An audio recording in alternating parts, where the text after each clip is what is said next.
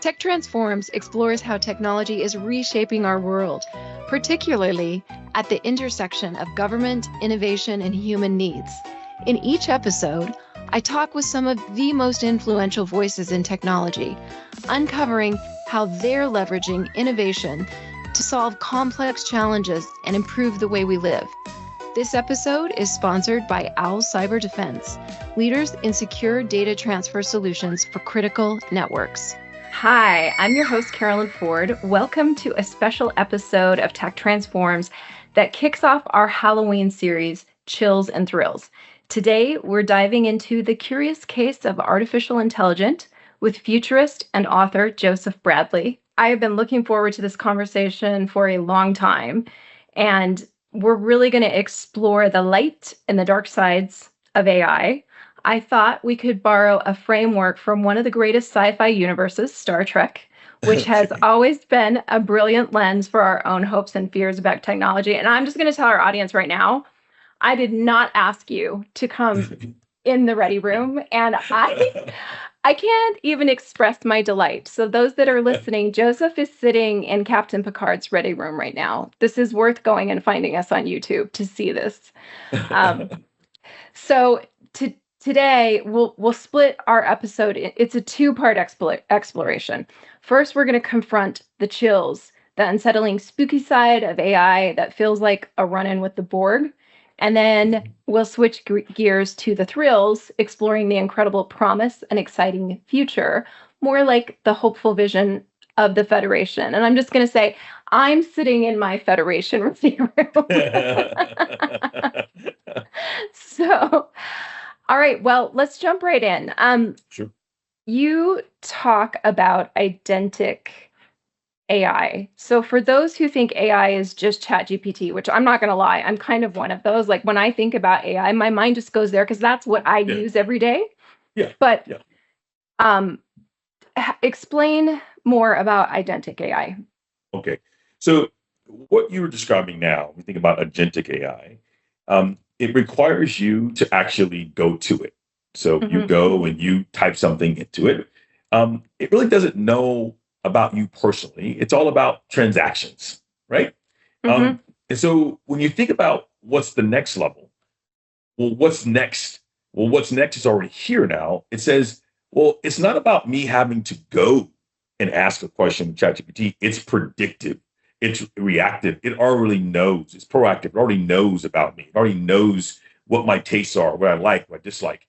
It moves you from being and focusing on transactions to really being more transformational. Agentic AI, if you had to sum it up, I would say is agentic AI is about you doing more. Identic AI is about you becoming more. It actually knows who you are. It thinks like you. It's a natural extension of you. And that predictive proactivity is really what I think people are really excited about when you talk about unleashing, giving yourself more time back. That's the promise. So what you just said is exciting and also just makes me think about, all the creepy things now that we're going to dive into with AI. You talk about the happiness algorithm. Yeah. And the idea that AI could mess with or even define human happiness feels like a Borg level concern. And what you just said, quite honestly, like about it, not to put words in your mouth, but I feel like you just said it's going to become me. And so talk about the risks. If we get this wrong, talk about the risks. Yeah, sure. So what we mean by, so there is a downside, and then people should know, so there's a downside to every technology. If I come to you and I said, AI is going to help you become more, that assumes you're a good person, right? So everything that we're talking about with AI is helping you become a natural extension of you. Now, there is a downside. What is that downside? Well, it's supposed to enhance human relationships. But if you take it too far, it can actually replace human relationships. You see that with kids on video games today. Gaming can be a positive. It can help you in learning some educational real world skills. But if you take it too far, kids forget how to communicate with people. They're just they're just enthralled with the game.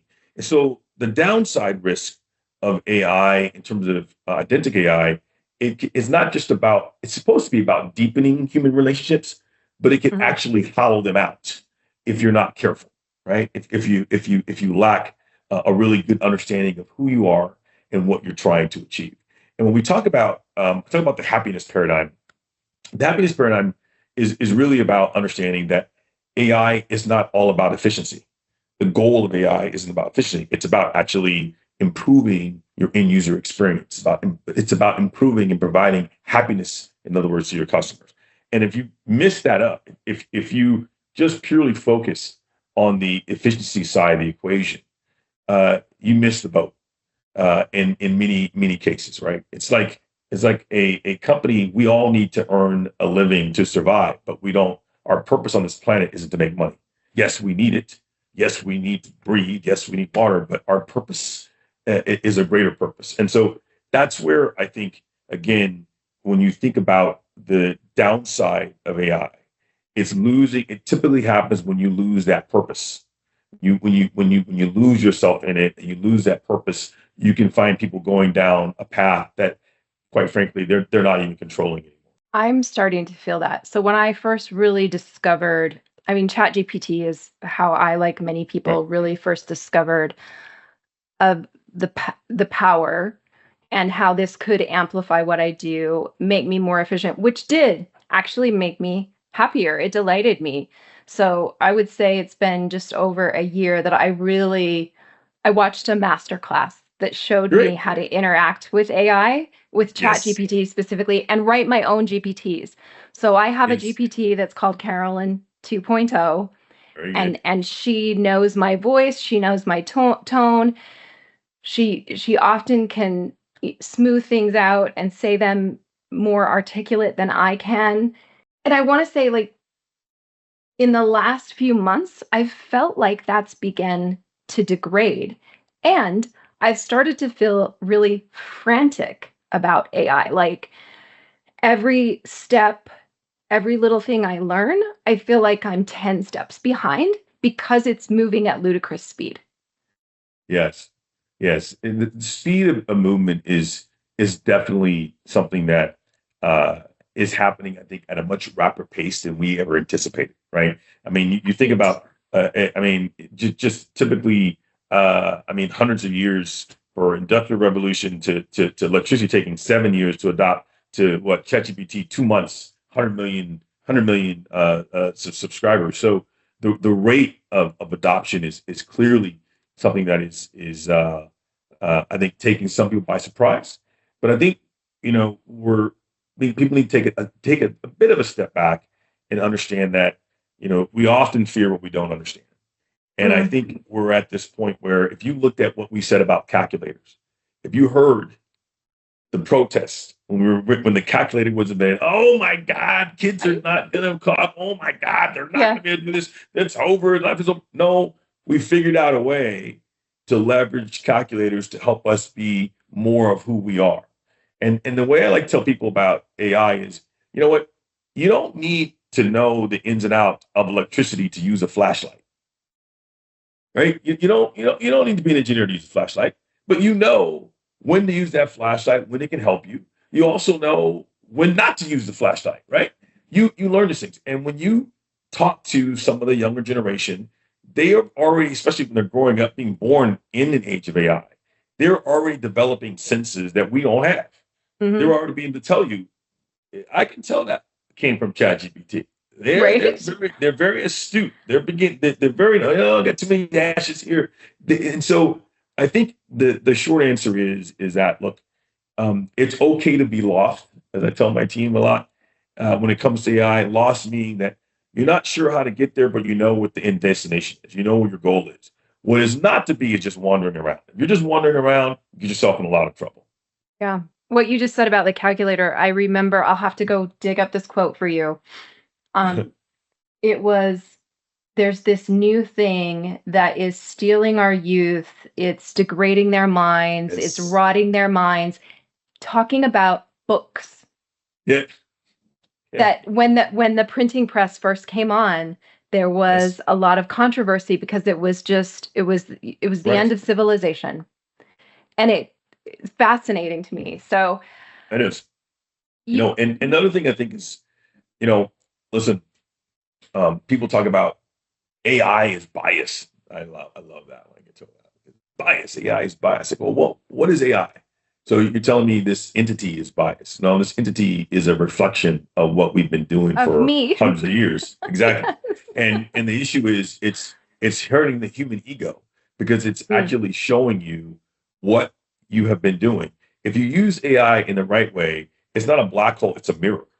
mhm. If you have confidence in people, then if that mirror is exposing to them the action that they didn't even know they were taking, if it's actually giving you an honest reflection of this are the actions that make up you as a human, then you can change those if you don't like them. But you actually get to see them. You can actually make changes to them. So I look at it from a perspective of, look, with AI as it exposes things, it allows us to understand where our biases are and where we can control them. But it's just a reflection of what's been happening for hundreds of years. And if you look at those groups that have been discriminated against, they're not surprised. The only people that are surprised are the people that have been doing the discriminating because they go, oh my God, we didn't know that. Well, yeah, but the people who've been living in it, they've been knowing it for the last 50, 60 years. It's just for the first time, this invention of this little cell phone now, it records everything we see and everything what's happening. So now that exposure of information and data, if used in the right way, can help us. If used in the wrong way, well, we end up being the puppets and they end up being the puppet masters. What you just said makes me think about you talk about how focused we are. I'm reading your book, your Oh, okay. ancient text. Yeah. That's great. Questioneering. It was published in 2018. Is that Yeah, I right? think so. Yeah. Okay, Well, so it's holding up for me. And honestly, I think it's holding up for me even more now than maybe it would have in 2018 because to be able to use generative AI effectively, yes, you have to be able to ask the right questions. 100%. And if you can't, you get garbage. But so you talk about how we focus on the outputs. Yes. So talk to me more Yeah, about sure. the raw efficiency that AI can produce. You mentioned it a little bit in the beginning, but I Yes. feel like it risks turning humans into red shirts. Yeah. So Yeah. No, I mean, so when people if you remember I think maybe 5 or 7 years ago, there was this huge effort put around STEM, right? yes. Everybody in STEM. And I am for, remember, hey, I am for STEM. I'm like, if that's what your passion is, go for it. Mhm. Problem I had with it though is when we started telling people who were not inclined to move to STEM that you're garbage. Oh, psychology. Oh my God, English, sociology. You're never gonna get. You're never gonna. You're never gonna get a job. And the funny thing is now, when you think about AI, it's their age. It's now the Mm, age and the rise of the humanities. It's the ability to question. We live in a world where all the answers are known. Therefore, value has to be in understanding what question to ask. And when you think about the great things that come out, inputs versus outputs, people still today will say, oh my God, look at what ChatGPT did. Oh my God. And very few, they're starting to get there, are asking the real question, which is, well, what did you do to ask it to do that? What prompt did you put in? How did you think through that stuff? That's where that's where the magic is. That's where the that's where the power is. But if you don't understand that, you can rapidly lose yourself in simply the output. mhm. You can rapidly in other words, it becomes to control you. You're no longer in control anymore.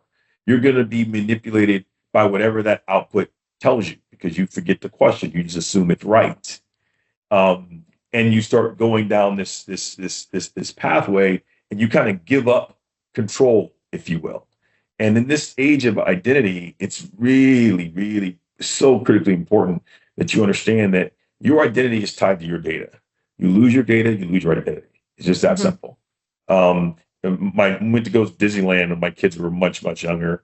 And my daughter loved those. They had the picture. It was a puppet, but you can make it walk. It was Yes. wooden And they get all leg and tangled hands inside. in seconds. Yes, yeah. Oh my God. and you're like trying to get them to walk. Well, that's sort of like where the downside of AI is. If you just kind of give up, then you're that puppet. And when they want to make you move, you're going to go to the right. And when they make you move, you're going to go to the left. And it's going to nudge you along the way until you get to that direction. And so the input versus output is really important because it focuses you to help you understand and focusing on what was the question? What was the human intuition? What was the human creativity that went into that answer, that output? How did they think through it? That is where the new role for us is in this age of AI. One of the most valuable things I got out of the master class that I took for AI, the generative AI, was one of the instructors said, treat it like it's human, interact with it. And, the more information you give it and the more back and forth that you give it, the better it's going to be, which I had not tried. I would put in a very terse, direct question, and I wasn't getting what I wanted. And as soon as I started to interact like that and even push back and be like, no, that's what I'm trying to get is this kind of feeling. Yes. And then all of a sudden, like a new universe, right? Magic. Absolutely. Magic. Absolutely. Yeah. It doesn't have the same types of biases that we have when we think about how we would answer like political issues. It doesn't, unless you tell it to consider that, it doesn't have those types of biases. And so you can often use it as as another voice. I often use it to say, what am I missing?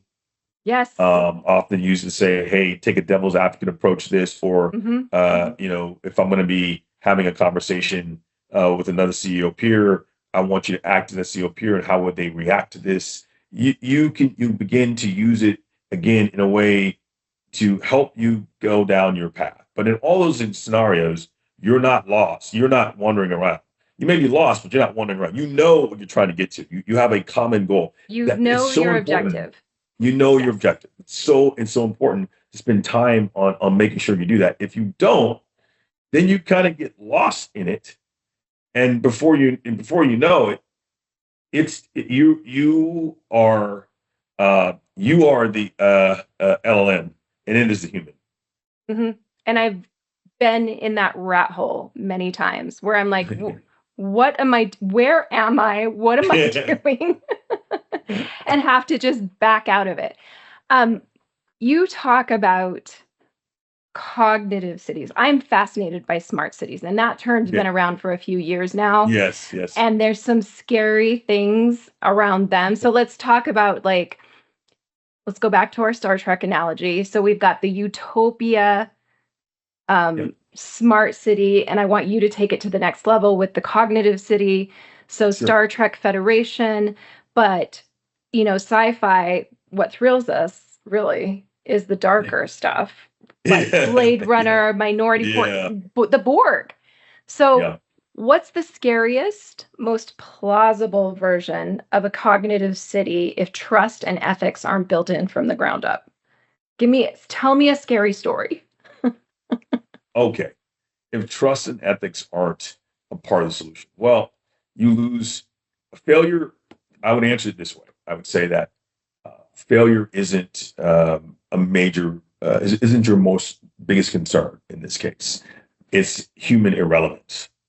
You don't even get there to fail. You're not relevant. You don't even get to the step of being able to fail. We could be relevant because we're in the matrix. They need us for battery power. Yeah. For battery. You're just not relevant. It extends to the point of basically saying that if you think about the downside, it's the fact that all this information is now being used to control and manipulate you. So you are no longer in the driver's seat. You don't, quite frankly, you don't matter. If we want to have a thing passed, we know how to get the masses to vote in this way, or we want something to happen over here. We just send out enough information to many of you who don't have a listening infrastructure. You're just wandering around and letting everybody just throw information at you. Great. From a downside perspective, that allows me to more easily manipulate you to where you want to be. You don't control your data. You have no identity. And so in essence, it is one big mass market. You're part of mass markets that are just simply moved around to facilitate whatever the agenda is. I don't think we're going to get there, but that's probably the darkest side, I think, of what it actually looks like. And it ultimately means, I mean, you lose your sense of democracy, you lose your sense of self, you lose your sense of family, you lose your sense of humanity, and ultimately, we're serving a purpose of a very, very, very elite few. Even the term cognitive city gives me a little thrill in the pit of my stomach. Like it feels a little bit scary. Explain what a cognitive city is versus a smart city. Yeah. So, okay, if you think of a smart city, I want you to think of a city with a bunch of like really good apps. So there's a parking app, there is a electric app, there's a utility app, and that's all great. But all those apps are about measuring stuff in real time. So a smart city collects all this data to give you real time information. Problem is, it's collecting data, but it's only leveraging less than 1% of that data, at best 10% of that data. And two, real time information is way too late. Think about COVID. Yeah, it's happened already. Damage is done. Three, everything I mentioned when I said those apps, I didn't mention a human in there at all. All I'm talking about is things. I'm talking about assets. I'm talking about building a city around where these things and where these assets are located. When you shift the equation to evolving to a cognitive city, you move from being reactive to proactive. It's now predictable, right? It's predicting. It's not about compute power, but it's about human empowerment. I'm now talking about these assets as it relates to what type of experience can I deliver to you. So a cognitive city is proactive, it's predictive, it's thinking ahead to help make the city work for you, as opposed to you work for the city. So that's really the ultimate difference. A cognitive city, again, uses 5% or less of the data that it needs to create value, where a cognitive city is at least at 90% of that data. Because why?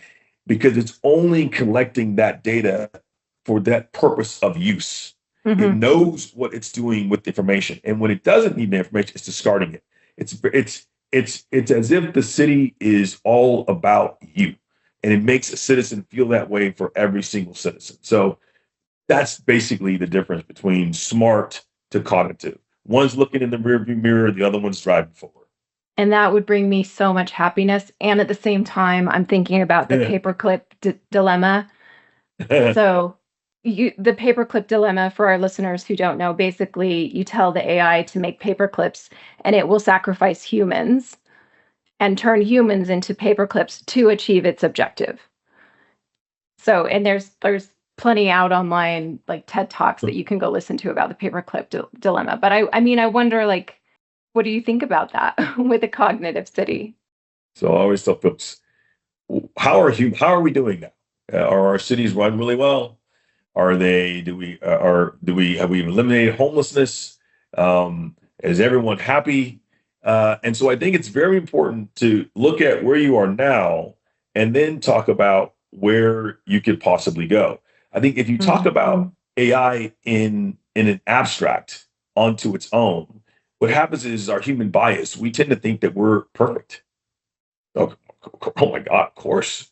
I mean, it's a simple thing as if you ask, it's really interesting. So if you were committed of a crime and you had to get sentenced, would you rather have a human judge or would you rather have an AI judge? You're going to have different answers based on who you are, where you are in your life, and what your perceived biases are. I can tell you now, if you're a woman in technology and you go to Silicon Valley and you wanted to you accept the job, and you had a choice between the company giving you a salary or AI giving you a salary. AI. Exactly. Exactly. And so hence I tell people, I say all the time, I say, listen, you need to compare it to where we are today. We all have biases. We know that. And that's part of being human. And if we can leverage AI to expose those biases and craft change, great. On the flip side of that equation, there's also the dark side where, yeah, we know we have bias. And the dark side of AI is that if you make a mistake, human bias typically evolves over decades. It's slow. It comes, but then it's slow and it's hard to get out, right? AI bias doesn't take decades. It takes it's done. Click of a button, it's implemented. Wait.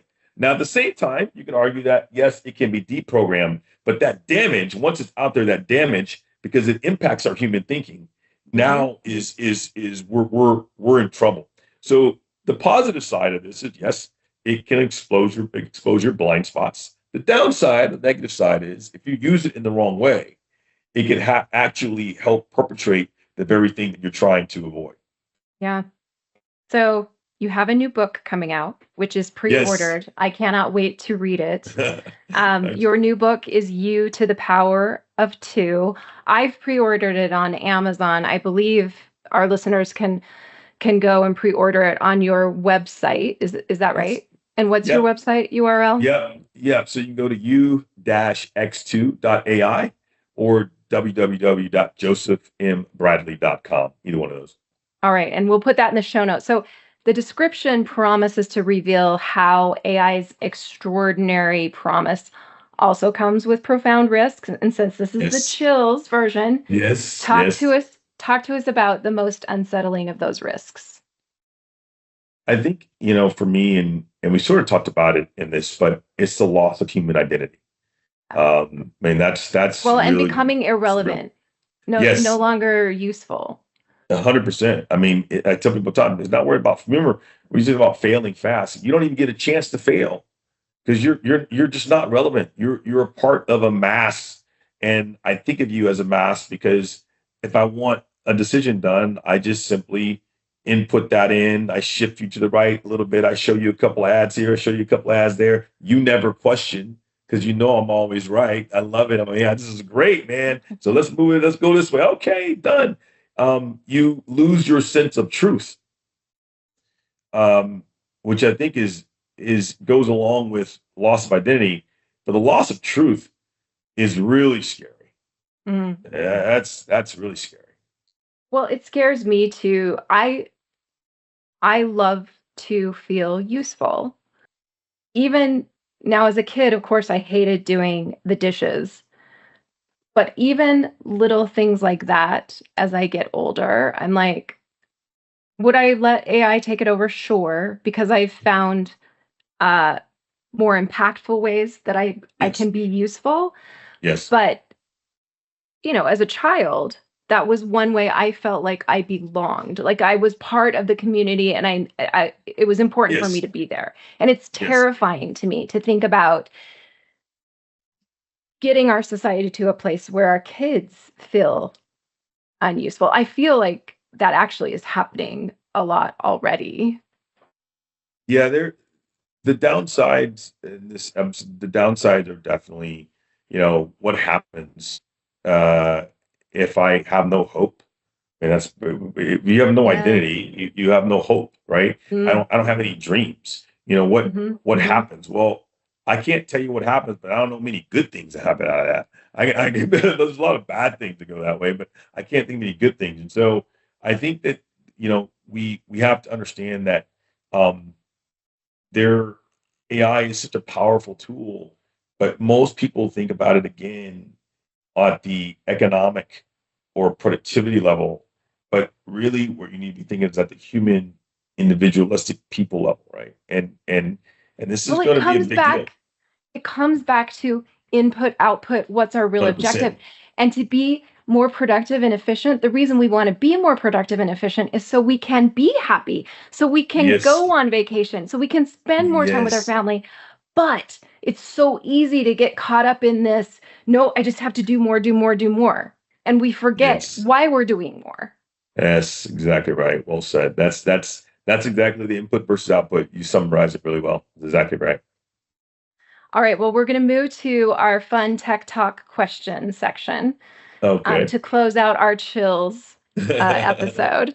So, if AI were a Star Trek villain, which would it be? The assimilating Borg, the sterile V'ger, or the logic obsessed nomad? I would probably say it would have to be the Borg, I only think because so. of the focus of loss of identity. Yeah. But it would be smart enough though to morph into whichever it needed to accomplish its goal. And I think that's the power. It knows you better than you know yourself. And I think and what we mean by that is that um, it doesn't have ego. Mm-hmm. So that's why it knows you better than yourself. I was joking with one of my friends. It was funny. He newly married, and we were talking about AI, and I said, you know what? I said, here's a good way of thinking about AI as it knows you. I said, you could tell AI right now that, you know what? Hey, I make all the decisions. My wife knows that I make all the critical decisions, and I'm the man of the house. I'm like, okay. And your AI would say, okay, fine. Yeah. Your chat GPT would say, okay, that's what you got. Fine. If I did that to my chat GPT, it would say, yes, Joseph, you're right. You can make every decision as long as your wife agrees with it. You can make it because it knows me. It knows me better than I know myself. There's no ego in that Right. conversation. On my side, I have ego, and so that's where I think the downsides, which is good that we talk about, so that people understand it's not a technology conversation. This is really the technology part of the conversation, quite frankly, is on a scale of 1 to 10 of importance, is I'd say a 2 or a 3, especially now. It's not if you can. There should be more question around should you. It's this is where the conversation has to be around what is the impact of humans and how will they identify themselves. And I can tell you right now, that's the number one question. If the CEO, if you're not asking that question, you're in trouble. Because if you think you're going to get the efficiency savings from AI when your people don't know the impact this will have on them, they're not going to implement anything. I guarantee you it will not be successful. That's like asking travel agents to get out of the way and introduce Travelocity. It's not going to happen. So this whole question around how do you help and define for your employees what their role and what their life will be like when AI is implemented in your organization is the number one objective for you and your board right now. If you don't have an answer to that question, I guarantee you will not be successful, and your people, employees are going to be drawn to companies that do have that answer. Yeah, I agree. All right, last tech talk question. Okay. What's an AI buzzword you find as cringeworthy as Captain Kirk screaming "Khan" into the void? For me, I guess I guess we call it a word. We're going to replace humans. AI is going to replace humans. Yeah, right. Here's where I get upset. AI isn't replacing humans. Humans are replacing humans. We're the ones making the decisions here. So if we try, the tool itself isn't replacing anybody. And so again, I think it's a way to again to disassociate ourselves from the impact AI can have by just simply saying, well, AI is doing it. No.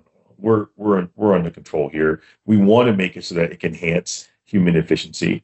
And if we truly believe that the most important asset in organizations are our people, then this is the greatest time to test that, to show that it's true. And so, that's really where that's what I get. That's one of definitely my biggest pet peeves are. That's our chill segment where AI reminds us of the shadows. Next episode, we will shift to the thrills of AI innovation. Thank you, listeners, for joining us today. Please share this episode and smash that like button. Tech Transforms is produced by Show and Tell. Until next time, stay curious and keep imagining the future. Step into the mission and take part of it home. Meet the author of Operation Skipjack at the Owl Evolution Summit, October 24th, 2025, and get your own signed copy. Reserve your spot now at owlcyberdefense.com/summit. Thanks for joining us on Tech Transforms. If you enjoyed this episode, please smash that like button and talk about it with a friend. I'm Carolyn Ford, and this is Tech Transforms.